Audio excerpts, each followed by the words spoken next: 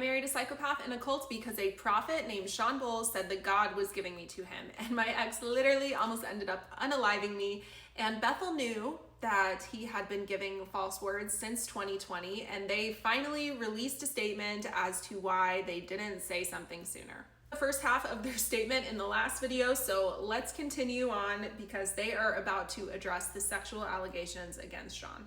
Around this time, one of Shawn's employees made allegations concerning inappropriate behavior and an unacceptable work environment.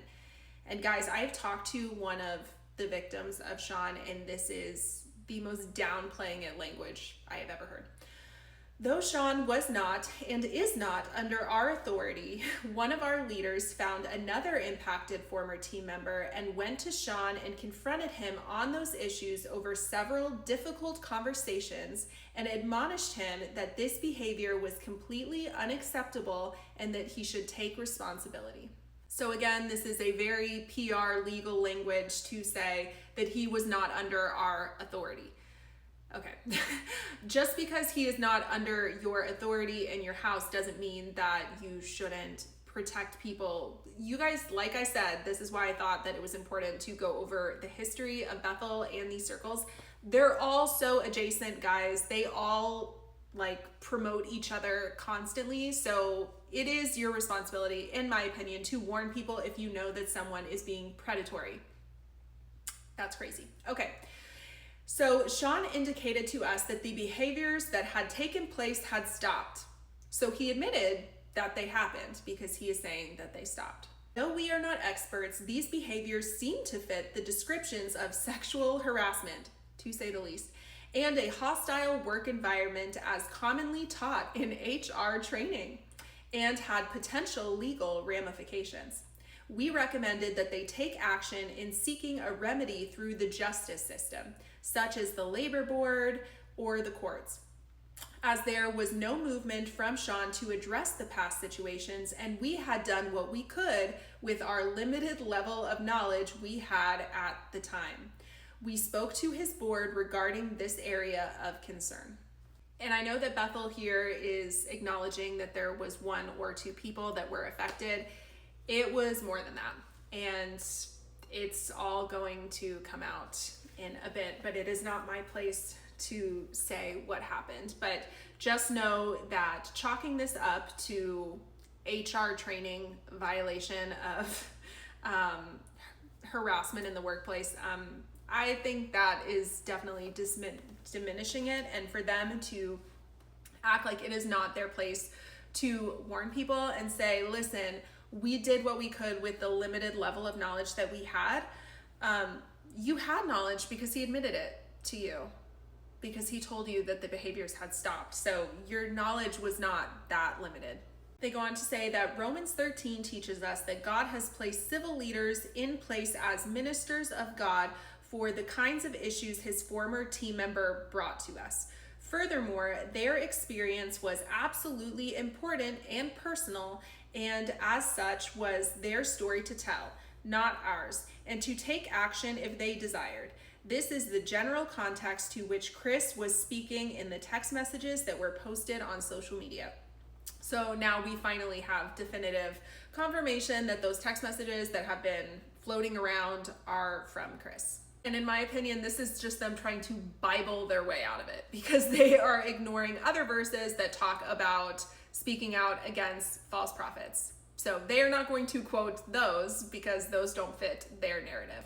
Shawn was a trusted guest minister who often spoke on our platform. If Shawn had worked for us or was truly officially under our covering, the situation would have been handled much differently. We would not have just appealed to Shawn, we would have required a comprehensive and righteous response. Whether related or not, shortly after we addressed our concerns, it appeared that Shawn took steps to adjust how he operated. Operated in words of knowledge.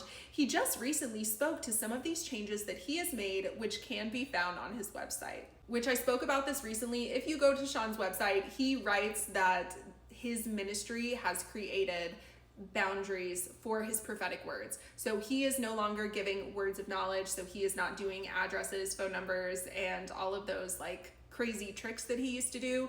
his his prophecies are super vague. They're basically like, you are going to have a great year and have a lot of joy.